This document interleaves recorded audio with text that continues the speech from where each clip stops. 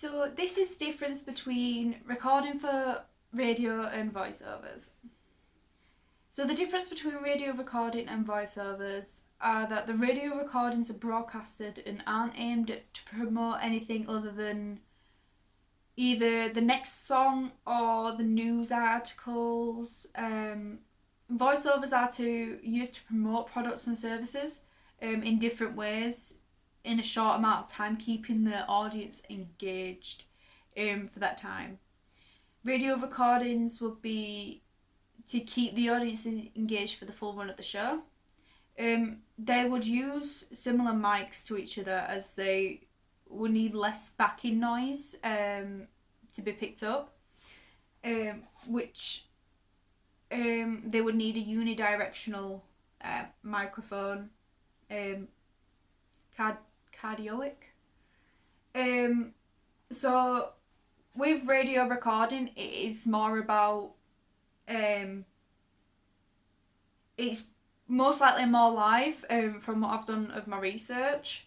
Whereas voiceovers are over certain particular things. It could be like a narration of of a film or of a book and stuff like that. Radio recording is more just focused on recording for the radio, like what the if depending on what kind of radio it is. If it's like a news radio, then it would be like talking about the next article or the next news outlet. Whereas recording for radio, it would be like the next song to come up, the promotions and offers that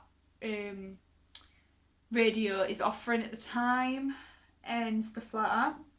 Voiceovers is more thinking about how you change your voice to entice the audience and make them want to stay longer and make them really think how it would work, like how that certain product would work for them. Different ways of selling it as well, so like hard sell, soft sell, all that stuff. And yeah, so that is my differences between radio recording and voiceovers. I know it's not long, but I couldn't really get much information on trying to compare them, except there's a couple of things similar. So a cardioic microphone is a microphone where it's like just one side that gets picked up, and usually can be a side address, which is where you go into it from the side, and it doesn't pick up any noise from the back, which is what you need in voiceovers and stuff like that. So then it's not picking up any background noise while you're talking, so it's literally just you speaking and that's it. It is unidirectional, yes. So that would also be used in radio recording as well and podcasts.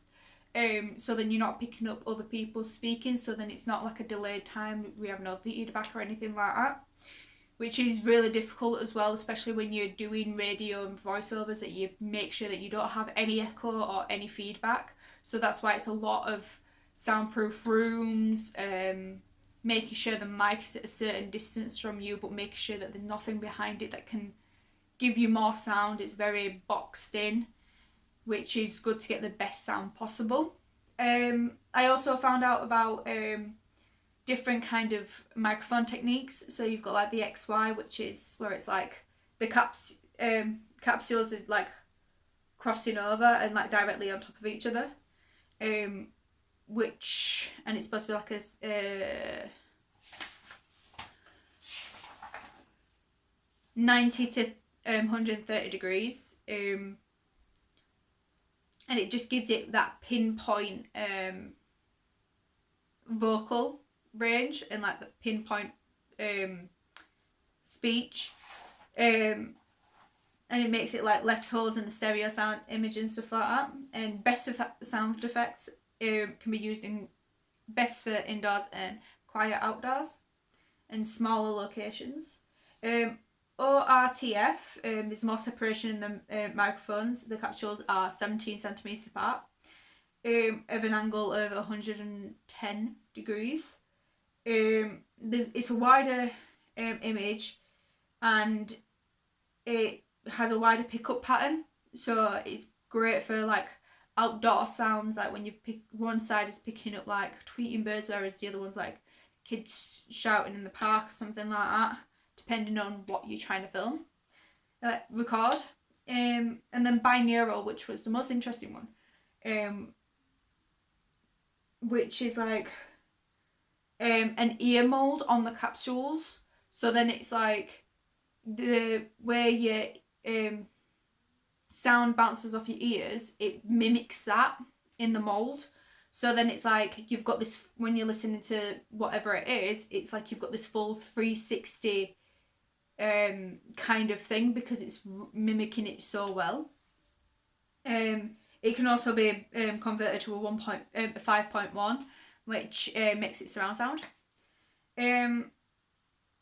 These were really interesting to research, as this would be used in like the industry of recording for audio and voiceovers and stuff like that, especially narration and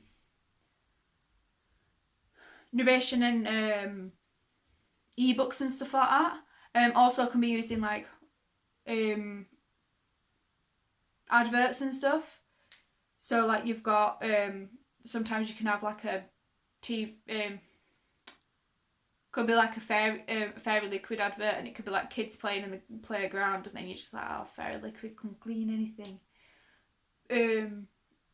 which would be really good. Then you've got, and like music as well is a big one, but for binaural, that would be really good for narrations and audiobooks, because then when you, like, if you're listening to it, especially with earphones, it's like this 360, like you're feeling like you're in that situation, and you're feeling like you're the character who is talking. And the XY is perfect for smaller locations, and so like when usually best for sound effects as well. So if you're creating sound effects in an advert or in a narration, it's perfect. Because it's like so pinpointed and focused, whereas something like a normal mic wouldn't be. Also, there's two different kinds of addresses. There's end address and a side address. If a mic's like this, it'll be a side address. If a mic's like that, it'll be the end address. So like microphones used on like TV and stuff like that. What can be used on stage. So like usually on like Britain's Got Talent, stuff like that, it's like an end one. But like usually in like vocal booths and stuff like that, and studios, like proper studios, it's a side address, because it doesn't pick up any, usually it doesn't pick up any from the background, but it can do. So but sometimes they can have like options, so you can stop that. And yeah, thank you.